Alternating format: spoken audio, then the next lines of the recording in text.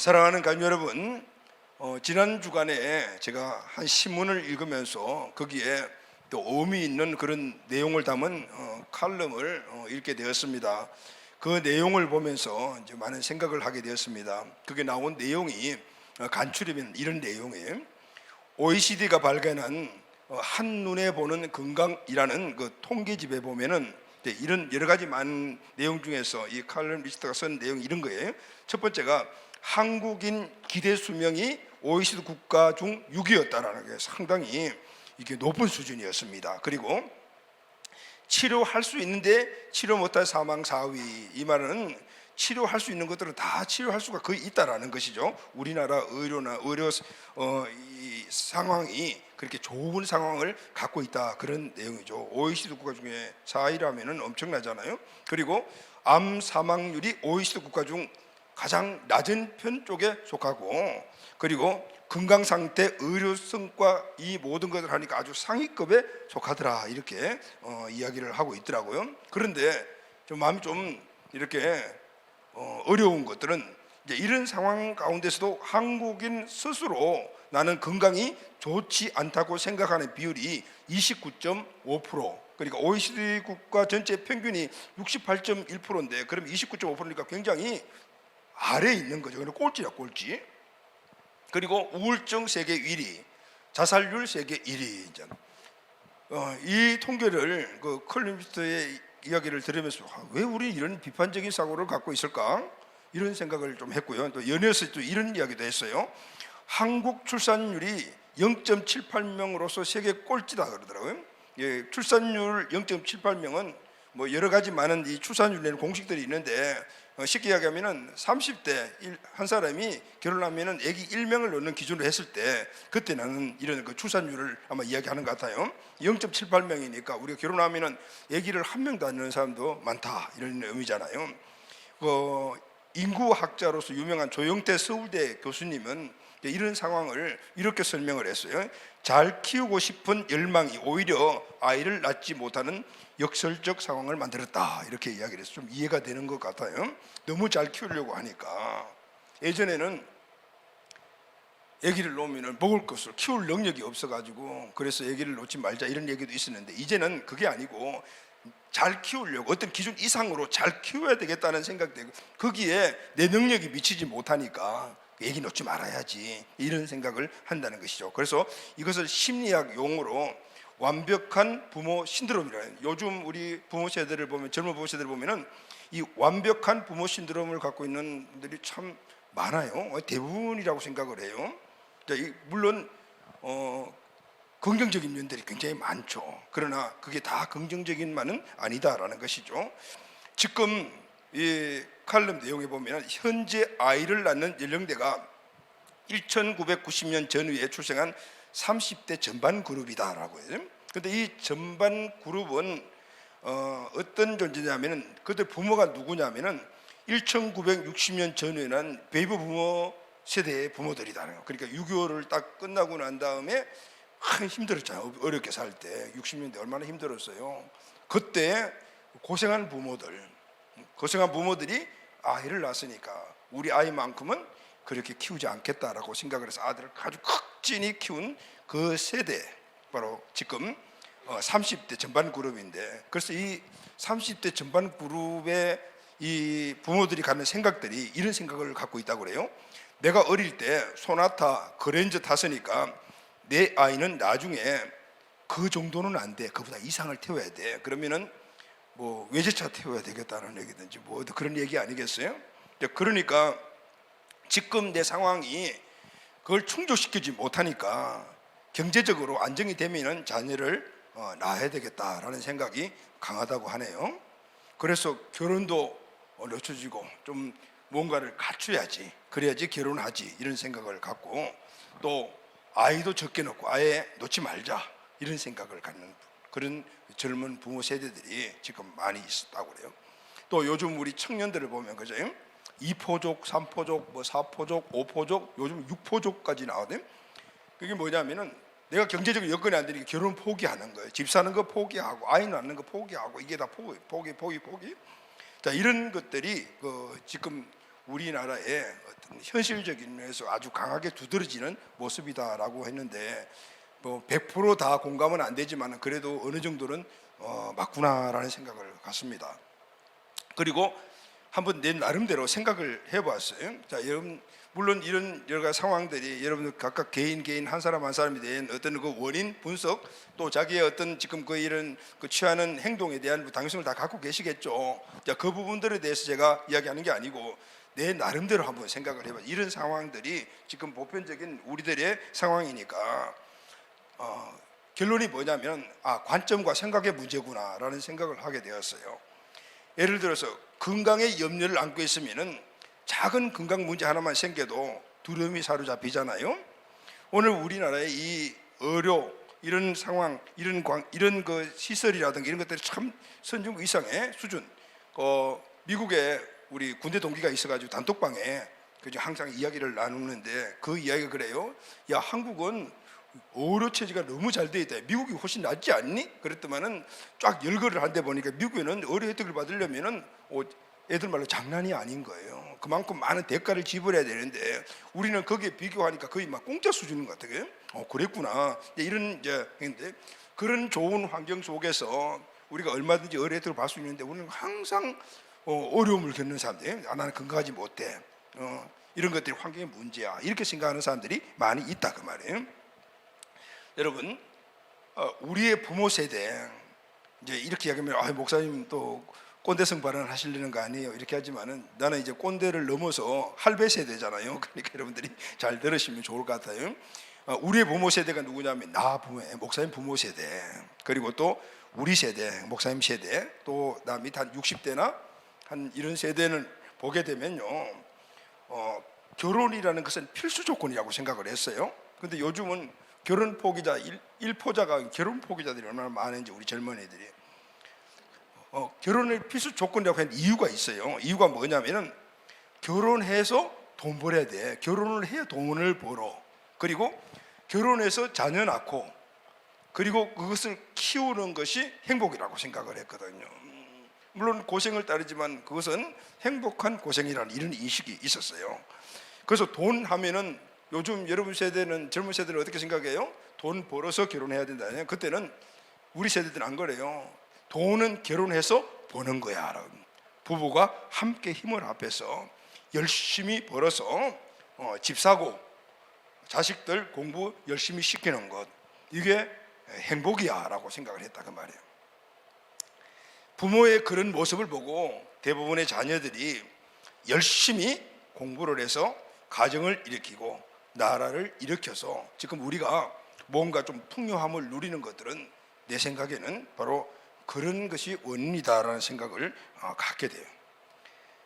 그때와 지금을 비교하면은 말로 표현할 수 없을 정도로 모든 것들이 상황 또 환경이 좋죠. 자, 그런 이야기하면은 그거는 꼰대들이 하는 이야기야. 우리 젊은이들 많이 이야기를 하는데 내 생각이 그렇다는 거죠. 그런데 한편으로는 보면 행복한가라고 볼 때 그럼요, 이런 답변하는 사람들이 많지만은 그러나 행복하지 않아요라고 답하는 사람들이 더 많단 말이에요. 주거 환경도 그렇고 먹는 것도 그렇고 입는 것도 그렇고 좀 꼰대 이야기 좀 하려니까 좀 더. 예전에는 옷 한 벌이면 1년 내내 입었잖아요. 빨 시간이 없으니까 밤에 빨아가지고 저녁에 빨아서 걸어놨다가 나중에 말려가 아침 입고 나 이랬지만은 요즘 저도 보니까 옷이 막 몇 벌인지 모르겠어요. 신발 예전에 한 컬이면은 다 다를 때까지 신었는데 지금은 신발이 내가 몇 킬로인지를 모르겠는 거예요. 뭐 스리퍼도 종류가 많고. 자, 이런 이야기 하면 또 이제 여러분들 마음 좀 그렇지만 어쨌든 내가 비교했을 때는 그렇단 말이에요. 그래서 왜 그럴까? 그렇게 생각했을 때 그렇지 않는 사람들도 있더라는 거죠. 토요일 날 그 조선일보의 부록으로 나오는 조선비즈라는 그 부록 신문이 있는데 거기 보면 일면에 지금 현 시대에서도 어렵게 하면서 성공을 이룬 사람들이 그런 이야기들을 아주 한 면 전체로 활당하는 그런 내용들, 그건 내가 꼭 읽어보거든요. 근데 이번 주에 나온 그 내용을 보니까 대구에 있는 그런 한 젊은이가 지금은 여의도에 있는 정권과에서 인자가 되는데 서울대학교 경영학과 출신이에요. 그런데 이 친구가 대구의 반야월이라는 곳에서 큰 친구인데 그 상을 쭉 읽어보니까 아버지가 일찍이 초등학교 때 돌아가셨어요. 그러니까 이 친구가 남동생 어머니가 계시는데, 근데 이 어머니가 이 아들을 키운 거예요. 근데 이 친구가 이전에 그 장학퀴즈 하는 것을 총동원했을 때 와서 전국 수석으로 이겼던 그 친구인데, 지금 나이가 38인가 7인가 그래요. 그러니까 지금 시대 사람들인 거예요. 그런데 진짜 먹을 것이 없던 거예요. 그러니까 어머니가 이 아이를 어떻게 키웠냐면은, 이 아이들이 다니는 초등학교에 급식 조리사로 들어갔어요. 임시직으로. 그러니까 한 달에 50만 원을 받았다는 거예요. 50만 원을 받으니까 뭔가 줄 게 없잖아요. 통닭 한번 먹기 어렵고 이제 그렇잖아요. 그러니까 이런 부분들이 참 어릴 때부터 그런 걸, 가난을 얘가 다 겪으면서 거기에 대해, 근데 불평하지 않고 컸다는 거죠. 그러면서 그렇게 살아갔던 그 이유는 어머니의 영향력이에요.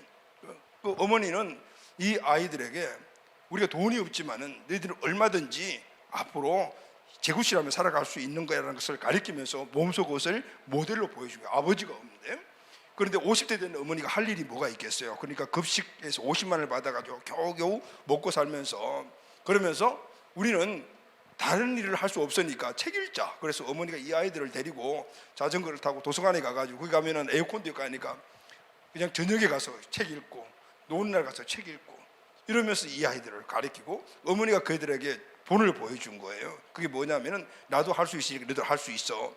50살에 초등학교 들어오지 않는 분이 검정고시를 해서 고등학교 검정고시가 되었어요. 그리고 10급 공무원이 된 거예요. 그러면서 이 아이들에게 공부하는 것을 직접 모델로 보여주고, 그리고 그들의 가능성을 이렇게 심어주던 그 이 아이들의 생각이 그래요. 우리는 어머니가 저렇게 열심히 하시니까 우리도 할 수 있어. 그래서 지금 큰 이 아이는, 이 아들은 서울대 경영학과를 나와가지고, 그래서 지금 전공과에서 요즘 지금 그 이수만 씨 무슨 그죠? 그 연예 엔터테인먼트 그 지금 난리가 났잖아요. 그걸 갖다 주도적으로 그걸 갖다 배역시킨 사람이 바로 이 사람이더라고요. 그리고 그 동생은 지금 카이스트에서 지금 박사학위 과정에서 지금 연구원이더래요. 그 어머니가 그렇게 만드는 거예요.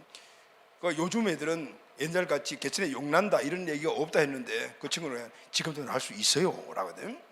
이제 그런 그 내용을 제가 또 보면서, 그렇지, 지금 이 시대에 여러 가지 많은 그런 상황이 있다 하더라도 일단은 오늘 우리가 행복한 삶을 살아가는 것이고, 또 불행한 삶을 사는 것들은 내가 선택하는 것에 달려 있구나라는 것을 많이 느낀다는. 특히 우리 교회는 젊은이들이 많이 있잖아요. 자, 이런 부분을 때 우리 장년 공동체의 우리 역할, 부모 역할도 참 중요하구나라는 것들을 느끼면서, 이 친구들대로 그 인상을 보게 되면 좋지 못한 것, 좋은 것들이 항상, 근데 이건 그 친구뿐만 아니라 우리 모두에게 있는 거죠.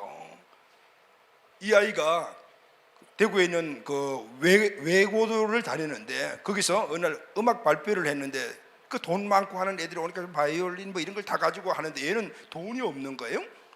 그러니까 뭘 악기를 살 수 있는 거 아니까, 이 뭐죠, 이게 푸르신 이거 하는 거예요. 그렇지?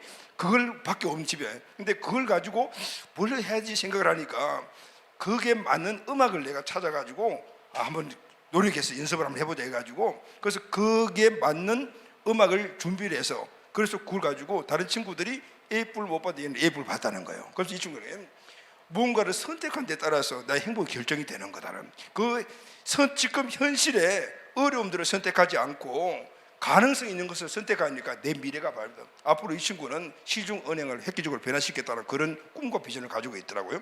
그래서 여러분, 우리 현실의 삶에는 행복과 불행은 누구나 우리 현실을 보게 되면은 무엇을 취해야 되는가에 따라서 결정이 되는 거죠.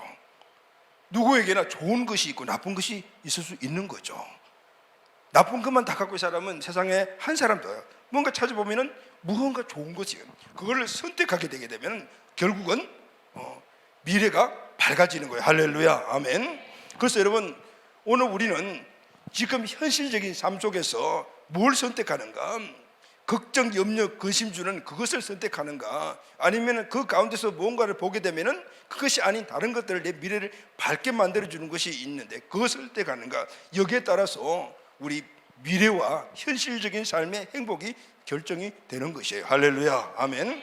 여러분, 동의하시죠? 아멘. 이것은 아무리 우리 젊은 세대나 아무리 나이가 든 세대를 활용하고 인생을 살다 보면 항상 올 수 있는 공식이더라 그 말이에요. 우리 인생은 바다를 항해하는 항해와 같다 이런 이야기를 늘 하잖아요. 오늘 본문도 그 안에서 우리에게 주는 교훈이 있어요. 바다에서 우리가 항해를 하는데 보면 풍랑을 만나면 걱정, 것이 염려, 그리고 뭐죠? 두려움이 찾아오잖아요. 우리 인생의 항로에도 늘 이런 것들이 일어나게 마련인데, 그런데 이런 것들을 우리가 이기며 돌파해 나갈 수 있는 게 뭐냐면은 오늘 풍랑에 초점을 맞추지 않고 다른 것에 초점을 맞추게 되고, 더 좋은 것, 풍랑은 우리에게 괴로움과 어려움을 주고 고통이고 걱정, 의심이며 두려움이잖아요. 생명에 대한 두려움까지 갖고 있는, 그게 초점을 맞추지 않고 다른 무언가를 찾아 분명히 있는 더 좋은 것을 찾아서 초점을 맞추게 되면은 우리의 인생의 삶은 행복해질 수가 있다. 할렐루야, 아멘. 그래서 여러분, 오늘 우리 본문 말씀을 통해서 이 말씀을 정말 조금 어떻게 생각해 보면은 영적으로 좀 깜깜한 그런 모습들이 있는 이 시대에 그것이 가시적으로 나타나면 정말 우리에게 지금 좋은 걸 좋은 것으로 보지 못하고 살아가는 이 시대에 오늘 우리는 확고하게 붙잡는 그 은혜가 있어야 될 줄로 믿습니다. 아멘. 오늘 본문 앞절에 보게 되면은 마가복음 6장 30절에서 44절에 보면은 우리가 잘 알고 있는 오병이의 기적이 나오잖아요.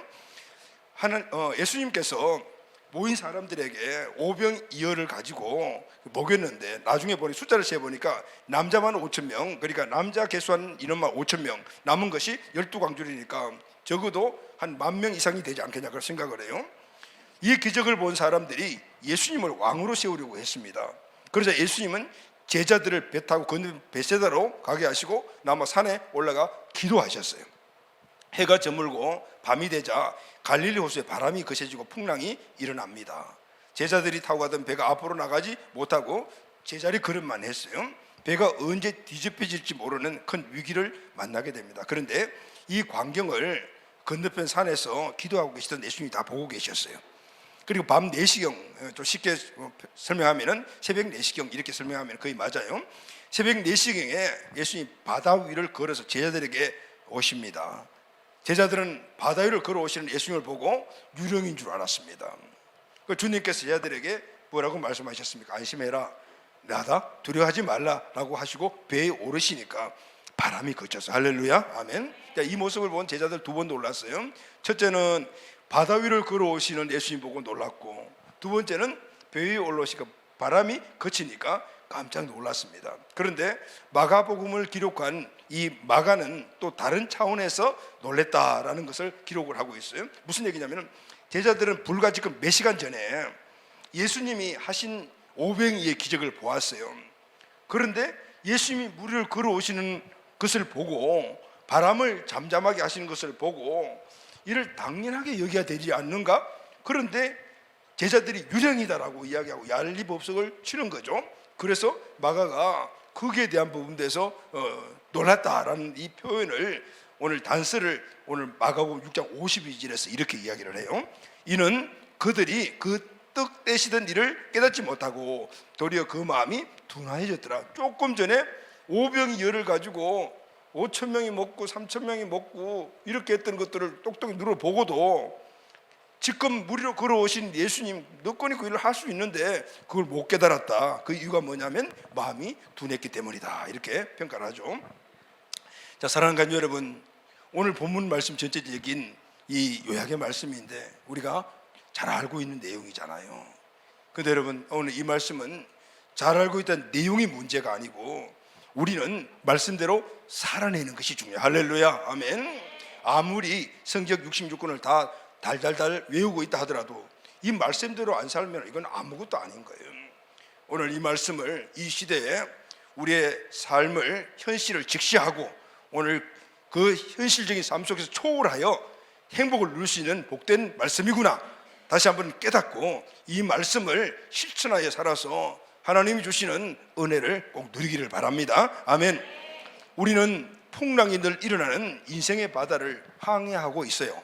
지금 여러분들, 저와 우리들 가운데 어떤 풍랑을 만나서 지금 그 풍랑을 이기지 못해서 그냥 노를 젓는 그렇게 힘든 상황 속에 계신 분들이 계십니까? 우리 개인의 삶에서, 우리 가정에서, 직장, 사업장 힘든 풍랑과 같은 문제를 만나서 지금 열심히 노를 젓고 있지만 앞으로 나가지 못한 이 제들과 같은 그런 힘겨워하는 분들이 계십니까?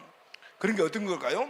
가정에 일어나는 문제, 또 특별히 재정적인 문제, 자녀 문제, 그리고 인생 미래 문제, 사람 관계 문제, 정신적인 문제, 이런 거 아니겠습니까? 그러다 보면은 이런 것들이 우리에게 근심, 걱정, 염려가 되고, 이런 것들을 계속 생각하게 되면은 미래에 대한 두려움이, 현실의 두려움을 갖게 되면 미래가 두려워지는 거잖아요. 그런데 여러분, 이 시간 꼭 우리가 알아야 될 것이 있습니다. 예수 믿는 우리도 인생의 힘든 풍랑은 만난다. 그러나가 중요하죠. 그러나 우리는 두려워할 필요가 없다. 할렐루야, 아멘. 오늘 두려워할 필요가 없는 이 원리를 다시 한번 깊이 깨닫고 항상 어떤 상황 속에도 승리하는 우리 가족들이 다 되시기를 예수님의 이름으로 축복합니다. 아멘.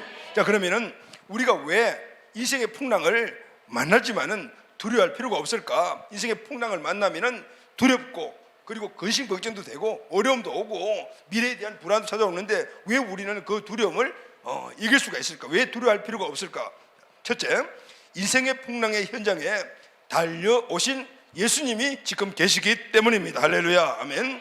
왜 우리가 인생의 풍랑의 그 어려운 현장에서 어려움을 겪고 있을 때도 두려워하지 말아야 될 이유가 뭔가 하면은, 내가 풍랑의 현장에서 어려움을 겪고 있는 그 현장에는 이미 예수님이 와 계시다는 거예요.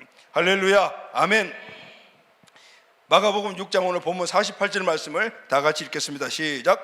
바람이 거스름으로 제자들이 힘겹게 노젓는 것을 보시고 밤 사경쯤에 바다 위로 걸어서 그들에게 오사 지나가시려고 하시매. 예수님은 제자들을 건너편으로 가라 이렇게 보내시고 산에 올라가서 기도하고 계셨습니다. 예수님은 제자들이 건너편으로 배를 타고 가는 것을 보시기 위해서, 보면서 기도하기 위해서 산에 올라가셨던 거예요. 그런데 풍랑을 만나서 힘겹게 노를 젓고 있는 제도 보셨겠죠? 그래서 예수님은 급히 제자들을 만나러 내려가셨어요. 내려가셔서 배를 타고 가야 되는데 아마 배가 없던 것 같아요. 그러니까 마음이 급하시니까 빨리 가야 되겠다고 생각하니까 그냥 무리로 저벅저벅 걸어가신 거예요. 할렐루야, 아멘. 오늘 이 사실은 우리에게 말씀해 주시는 것이 뭘까요? 예수님은 제자들을 무지무지하게 사랑하시다는 거. 할렐루야, 아멘. 그 조급함을 우리가 느낄 수 있지 않습니까? 배 타고 가야 되는데 배를 말다 그냥 걸어가셨다고 말이죠. 바다 위로. 물론 예수님은 하나님이시니까 걸어가지고 있겠지만은, 그러나 그 마음에 제자들을 향한 그 중심이 어떠한가를 우리에게 보여주시고 계시잖아요. 그만큼 제자들을 사랑하셨어요. 자, 여러분, 오늘 제자들을 사랑하신 예수님은 저와 여러분을 동일하게 사랑하십니다. 할렐루야, 아멘. 오늘 우리도 인생의 바다에서 큰 풍랑을 만나 아무리 내 힘으로 노를 젓고 해결해도 안 되고 그 자리에서만 뺑뺑 어려움을 겪고 있는 그 현장에, 그 현장을 우리가 뭔지 알 때 예수님이 보고 계신다는, 할렐루야, 아멘. 보고 계신다는 거예요. 그리고 보고 계실 뿐만 아니라 찾아오신다는 겁니다. 할렐루야, 아멘. 찾아오실 뿐만 아니라 지금 함께 계신다는 사실입니다. 할렐루야, 아멘. 여러분, 예수님 어디 계십니까? 우리의 어떤 상황 환경 속에서도 예수님은 찾아오시고 보시고 찾아오셔서 함께 계시는데 내 옆에 계실 뿐만 아니라 우리 안에 계시는 거예요. 할렐루야, 아멘. 찾아오시고 내 옆에 계시고 내 안에 계신다, 이 사실을 우리는 믿어야 합니다. 아멘. 믿어야 합니다. 아멘. 만약에 이 사실을 우리가 잃어버리게 되면요, 우리는 풍랑 가운데서 모든 걸 다 잃어버리게 돼요. 어떤 상황 속에서도 예수님이 오셔서 나와 함께 하신다, 오늘 이 사실, 이게 바로 좋은 거거든요. 풍랑도 있고 예수님이 와 계신다는 이 사실, 이 좋은 것을 우리가 선택하게 되면은 풍랑은 이길 수가 있어요. 할렐루야, 아멘. 풍랑을 통과할 수가 있다, 그 말이죠. 그래서 여러분, 오늘 우리는 우리 인생의 삶에 좋은 것도 있고 나쁜 것도 있는데 무엇을 선택하느냐에 따라서 오늘 우리의 삶이 결과가 달라진다는 거예요. 죄 아래 태어나 죄의 저주 고통 가운데 살다가 영원히 고통받는 지옥에서 영멸의 존재로 살아가야 할 운명으로 태어난 우리들이잖아요. 그런데 오늘 하나님께서는 예수님을 이 땅에 보내주시어 우리를 그 가운데서 구원하여 주시고, 그리고 지금은 우리와 함께 하시잖아요. 예수님은 오늘 이 땅에 저와 여러분을 구원하여 주시기 위해서 오신 분이에요. 할렐루야, 아멘. 요한복음 3장 16절 10절 말씀을 다 같이 읽겠습니다. 시작. 하나님이 세상을 이처럼 사랑하사 독생자를 주셨으니 이는 그를 믿는 자마다 멸망하지 않고 영생을 얻게 하려 하심이라. 하나님이 그 아들을 세상에 보내신 것은 세상을 심판하려 하심이 아니요 그로 말미암아 세상이 구원을 받게 하려 하심이라. 하나님의 아들 예수님이 이 땅에 오신 것은 저와 여러분을 구원해 주시기 위해서 오셨다. 할렐루야, 아멘. 죄에서 구원해 주실 뿐만 아니라 이 땅에 하나님의 자녀들이 풍랑 많은 이 세상을 살아갈 때 그 풍랑에서 우리를 건져 주시고 구원해 주시기 위해서 오시다는, 할렐루야, 아멘. 사랑하는 가족 여러분, 우리의 고통의 현장으로 달려오신 그 예수님이 누구시죠? 바로 예수님은 하나님이십니다.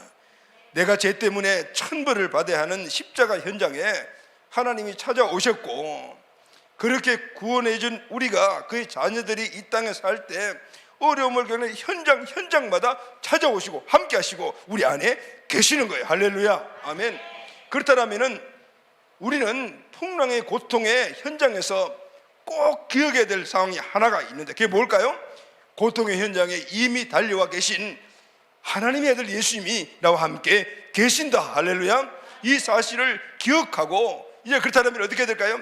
모든 내 시선과 초점을 그분에게 맞춰야 되는 거죠. 아멘. 그분을 바라봐야 되는 거예요. 좋은 것을 바라보는 거예요. 풍랑을 바라보지 않고 그분을 바라보는 겁니다. 여러분, 이것이 바로 우리가 풍랑을 두려워하지 말아야 될 첫 번째 이유다, 그 말이에요. 보신다, 오신다, 오셨다, 지금 나와 함께 하신다. 할렐루야, 아멘. 자, 그럼 두 번째는요, 왜 우리가 인생의 풍랑에서 두려워할 필요가 없는가? 첫째는 보시고 오시고 함께 하신 주님 때문이죠. 그렇다면 두 번째는 인생의 풍랑에 오신 예수님이 누구신가라는 거죠. 그분이 바로 하나님의 아들이시다. 할렐루야. 하나님의 아들이기 때문에 우리는 그분만을 꼭 붙잡고 의지하고 그분에게 붙잡혀 살아가야 돼요. 그래야만이 이 풍랑을 통과할 수가 있는 거죠. 마가복음 6장 오늘 보면 48절 말씀을 다 같이 읽겠습니다. 시작. 바람이 거스름으로 제자들이 힘겹게 노젓는 것을 보시고 밤 사경쯤에 바다 위로 걸어서 그들에게 오사 지나가시려고 하시매. 자, 여러분, 오늘 48절 말씀을 이렇게 읽다 보게 되면은 좀 예수님이 하신 행동 중에서 이해할 수 없는 행동이 하나 나오잖아요. 좀 이해가 잘 안 되는 내용이 하나 나오죠. 그게 뭐죠, 여러분? 제자들이 힘겹게 노젓는 것을 보시고 밤 사경에 바다 위를 걸어서 그들에게 오셨단 말이에요. 그런데 그 다음 말씀은 오사 어떻게 지나가시려고 하시매, 그렇게 기록을 하고 있어요. 제자들이 고통받고 있는 현장에 왜 오셨어요? 그 문제를 해결해 주기 위해서 오셨잖아요. 근데 그냥 예수님 지나가시려고 했다. 왔다가 지나가시려고 했다는. 여러분, 예수님이 여기 왜 오셨어요? 제자들이 지금 막 힘들게 고통받는 구경하러 오셨어요? 아니잖아요. 해결해 주러 오셨잖아요. 근데 지나가시려고 했다. 자, 이유가 뭘까요? 이 말씀에 대해서 신학적으로 이렇게 성경 해석적 두 가지 견해가 있어요. 첫째는 예수님은 제자들의 배려 때문에, 예수님 성품 때문이다, 이렇게 말씀을 하는 그 해석이 있어요. 제자들은 지금 풍랑 때문에 공포에 질려 있다. 이런 상황에서 예수님이 불쑥 나타나서 풍랑을 잠잠게 하셨다면 그렇지 않아도 예수님 올 때 막 유령인 줄 알았는데 더 놀라 자빠져서 간 떨어져서 죽을지도 모른다. 그래서 지나쳐 가시면서 예수님에게, 제자들에게 예수님이 내가 예수 그리스도야 하나님의 아들이라는 것을 서서히 보게 해주심으로 말미암아 그들이 예수님을 온전히 믿게 하기 위함이다. 일리 있는 해석입니다. 여러분, 이것은 예수님이 온유하고 겸손하신 성품에 초점을 맞춘 해석이에요. 두 번째는 예수님께서 왔다 그냥 지나가시려고 하신 것은 하나님의 아들이심을 나타내시기 위함이다라는 거예요. 이제 오늘 본문 마가복음 6장 52절 보면 이는 그들이 그 떡 떼시던 일을 깨닫지 못하고 도리어 그 마음이 둔해졌습니다. 이들이 지금 오신 예수님을 하나님의 아들로 보지 않았어요. 자, 오늘 제가 여러분들에게 말씀드린 이 부분 쪽을 가지고 함께 해석을 해보려고 그래요. 오병이어 기적을 보고도 예수님이 누구신가 아직 제자들은 잘 모르고 있었습니다. 오병이의 기적은 사람이 할 수 있는 일이 아닙니다. 예수님은 하나님이심을 증명한 사건이 오병이의 기적입니다. 그럼에도 불구하고 조금 전에 그걸 보았잖아요. 그럼에도 불구하고 여전히 무리를 걸어오신 예수님, 오병이의 기적을 예수님이 동일하다면 하나님의 아들이시구나 이렇게 생각해야 되는데 여전히 그렇지 못하더라. 유령이야 라고 했다는 말이에요. 물론 아직 예수님이 십자가에 죽으시고 부활하신 사건이 일어나기 직전이에요. 그래서 제자들은 예수님에 대해서 확실히 알지 못하고 대부분이 그냥 인간 메시아 정도로 알고 있다. 그러나 예수님은 그의 공생의 사역 가운데서도 수시로 당신이 하나님의 아들이라는 사실을 증명했어요. 오병이의 사건, 풍랑을 잠재운 사건 모두 통해서 내가 하나님의 아들이다 라는 것을 계속해서 나타나고 계시는, 물론 예수님의 이 신적 권위를 나타내는 것은 이 두 사건뿐만 아닙니다. 공생의 사역을 보게 되면 이적과 기사가 엄청 많이 일어나잖아요. 일어내셨잖아요. 귀신을 쫓아내고 병든 자를 고치고 심지어는 죽은 나사로까지 살리시면서, 자, 이거 봤지?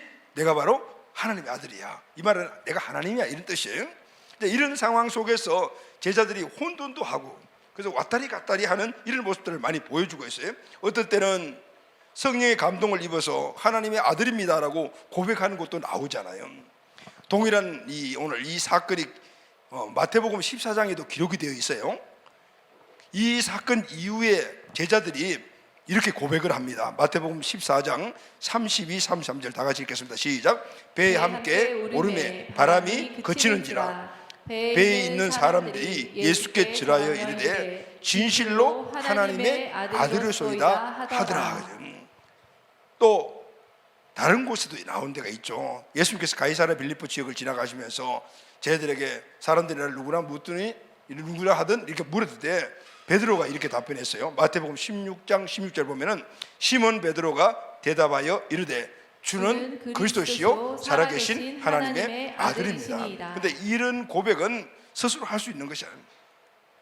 베드로도 어떨 게래 고백을 했을 건데 알고 보면 그 뒷장을 보게 되면 성령께서 감동을 주셔서 그렇게 하신 거예요.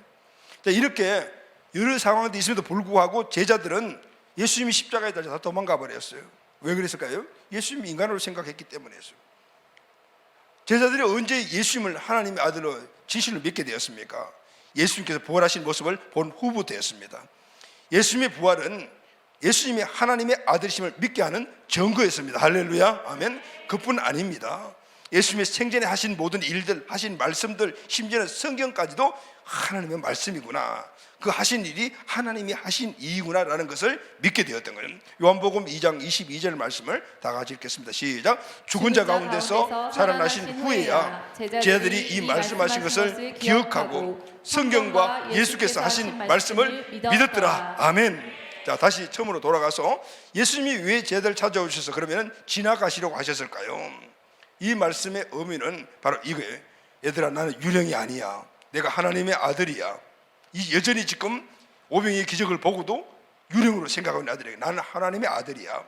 이 사실을 제자들에게 알려주기 위하면, 풍랑 속에서 무리를 걸어오신 예수님을 보고 그들은 혼돈과 공포에 질려 있었어요. 그 제자들에게 가까이 오신 예수님은 그냥 바로 그들이 올라간 것이 아니고 그냥 그들을 지나가시려고 액션을 취했단 말이죠. 근데 본래의 목적은 지나가시는 것이 아니었어요. 여러분, 이때 제자들의 마음은 어땠을까요? 그렇지 않아도 풍랑 속에 지금 죽냐 사냐 이런 문제가 있는데 예수님이 오는데 유령 아니야? 뭐 이런 생각하고 있으니까 지금 정신이 없는 상태예요.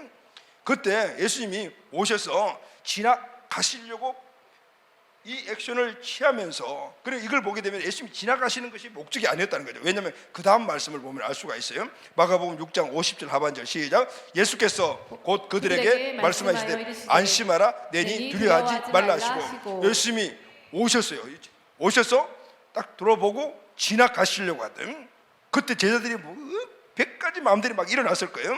그런데 지나가시는 모션을 취하면서 곧 이 곧이라는 말이에요. 곧 그들에게 말씀, 안심해라, 나니 두려워하지 말라. 이 곧이라는 말씀이 주나요? 이 말씀은 내가 지나가는 것이 목적이 아니다, 다른 이유가 있다라는 것을. 그게 뭐죠 여러분? 얘들아, 나 붙잡아, 이 말씀. 할렐루야, 아멘. 제자들이 이 생각을 갖게 하는 것이 예수님의 이 액션의 목적이었다는 거예요. 만약 예수님 지나가 버리시면은 제자들은 그 이상 이제 뭔가를 선택할 선택지가 1도 없다, 그 말이에요. 풍랑의 고통 속에 있는 제자를 찾아온 예수님이 누굽니까? 하나님의 아들이십니다. 지나가시는 액션을 취하면서까지 제자들에게 알려주시고 하신 게 뭐냐면, 얘들아, 내가 하나님의 아들이야. 내가 너희를 도와주러 온 거야. 너희를 유일하게 풍랑에서 구원할 자야. 내가 천지 만물을 창조한 조물주란다. 자, 알았지? 나를 잡아, 나를 붙잡아. 너에게는 선택지가 없어. 지금 너희들은 풍랑을 보지 않고 나를 보고 나를 붙잡아야 된다. 이걸 가르쳐 주셨다. 할렐루야. 아멘. 이 믿음을 갖게 하여 지나가는. 후에는 제자들이 알아서 예수님이 배에 오르실 때 제자들을 얼떨결에 도대체 지금 무엇이어야 되는 건지 이걸 모르지만은 예수님이 올라오셨어요. 나중에 제자들은 알았습니다. 풍랑 중에서 우리가 꼭 붙잡아야 할 분은 예수님 한 분 뿐이구나. 왜냐하면 그 뒤에 일으키신 풍랑을 잠잠케 하시는 그 사건을 눈으로 똑똑히 보았기 때문에. 할렐루야. 아멘. 사랑하는 가족 여러분, 풍랑 가운데 계십니까? 지금 내 안에 계신 주인 되신 예수님을 꼭 붙잡으시기를 바랍니다. 아멘. 그분 이미 내 안에 와 계잖아요. 근데 붙잡아야 되는 거죠. 풍랑에 집중하지 말고 내 안에 와 계신 주님을 붙잡으십시오. 할렐루야. 중심에 우뚝 세우십시오. 다른 것 보지 말고 가장 좋은 것, 그분을 붙잡으라 그 말이에요. 다른 무엇으로도 풍랑을 잠재울 수가 없다 그 말이에요. 예수님만이 풍랑을 잠재울 수가 있다 그 말이에요. 할렐루야. 아멘. 왜 우리가 풍랑을 두려워하지 말아야 될 것인가? 첫째가 뭐죠 여러분? 풍랑 중에 이미 와 계신 예수님이 계시기 때문에.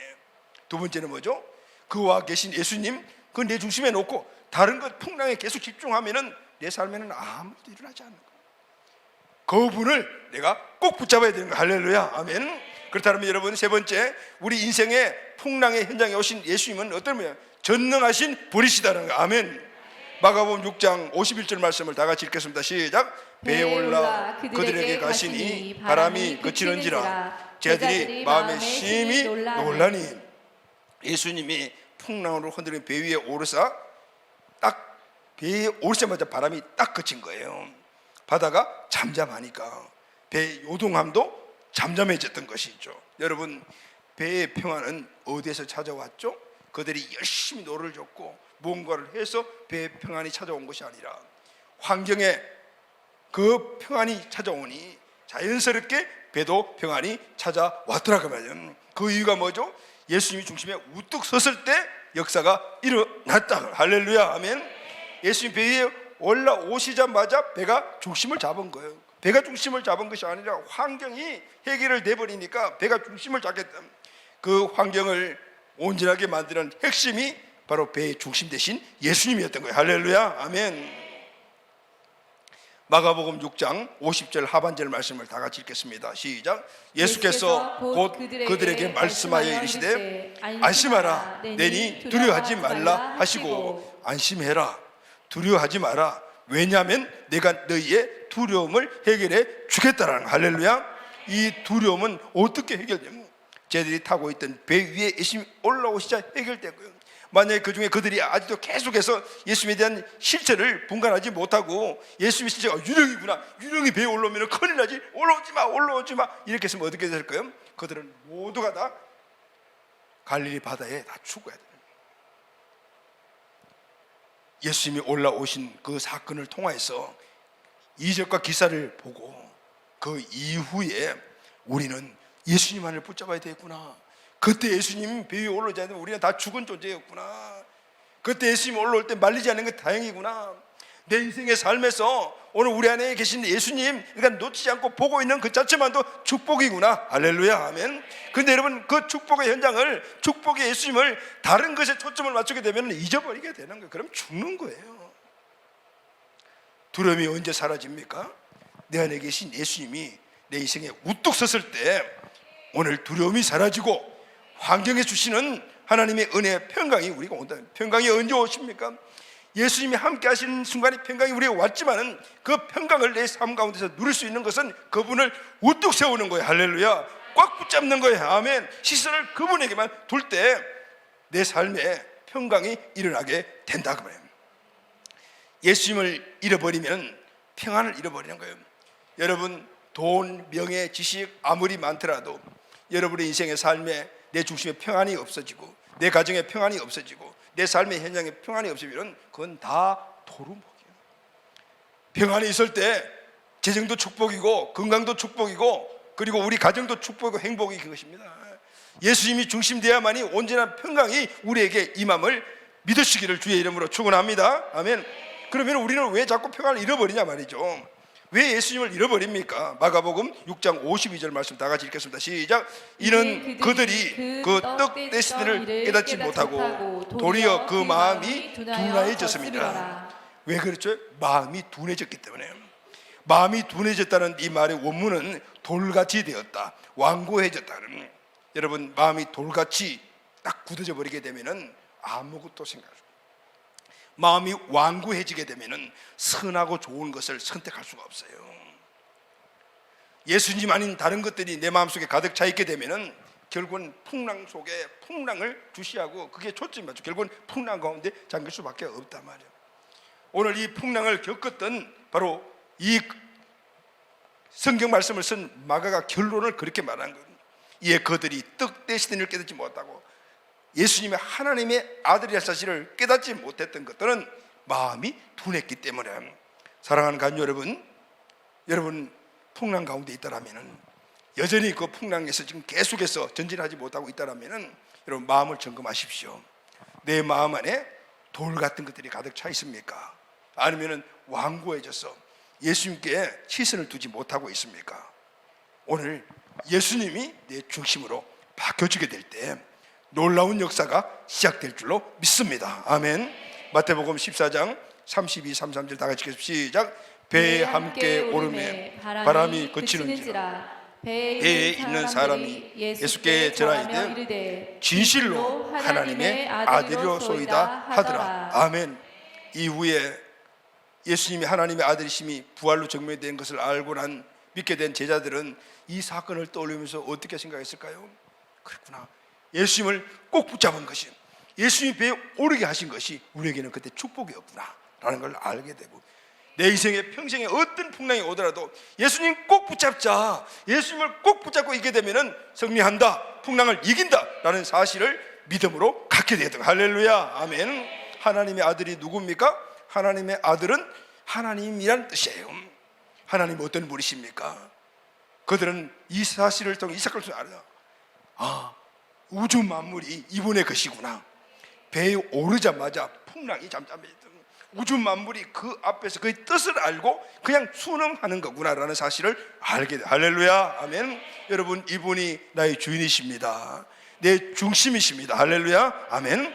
사랑하는 가족 여러분, 오늘 내 현실의 삶이 어떤 환경 상황이든지 풍랑 가운데 있다라면은, 노를 젓기도 힘든 그런 지칠 정도 상황이 있다라면은 딱 풍랑을 해결해 주시기 위해 내 마음에 와 계신, 살아계신 하나님 아들 예수 그리스도가 계심을 믿으시기를 바랍니다. 아멘.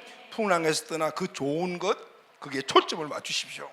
내 힘으로 접고 있는 노를 내려놓고 그분을 의지하십시오. 내 마음에 변들여 두지 마시고 내 중심으로, 내 배 가운데로 그분을 모시고 그분에게 모든 것들을 위임하십시오. 할렐루야, 아멘. 내 힘으로 힘을 다해 노를 지어 보았자 결국 탈진이며 두려움은 더해질 것이며 결국은 갈릴리 호수에 수장될 뿐이에요.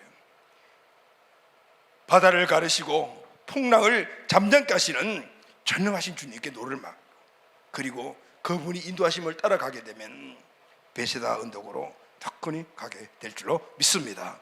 사랑하는 가족 여러분, 오늘 이 은혜가 우리 마음속에 깊이 새겨지고 이 말씀이 우리 인생의 삶에 단단히 지켜주시는 그런 터와 그리고 또 기둥이 되기를 예수님의 이름으로 축원합니다. 아멘. 순종하는 길은 예수 안에 즐겁고 복된 길이로다. 우리 받은 것은 주께 다 드리면 그 신사